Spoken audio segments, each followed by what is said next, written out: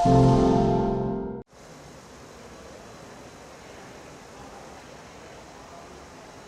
is Christian Boltanski's installation called Chance. It's installed here at Carriageworks at Everleigh. It's the second version of the piece that Boltanski first showed at the Venice Biennale in 2011.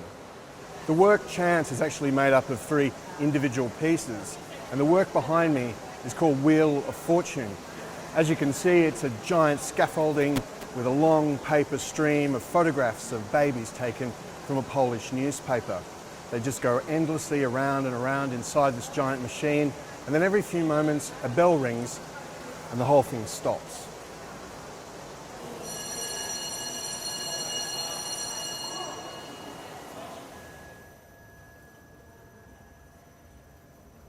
This component of Chance is called Be New, and it's a flickering montage of photographs of Polish babies and of dead Swiss people.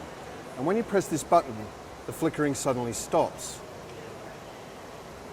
And you get a funny face made up of a dead person and a just born person.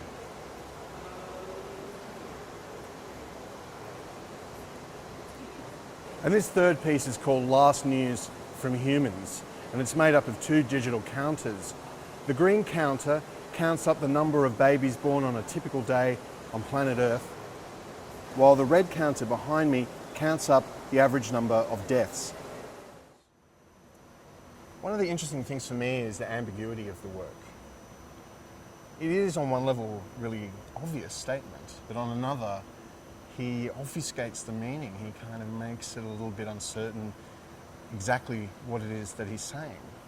Personally, I find that quite interesting because it allows you some space to think about the work and project your own ideas and thoughts and feelings into the piece. So what are we to make of all of this? I mean, this is the second iteration of the piece. It was originally seen in Venice in 2011.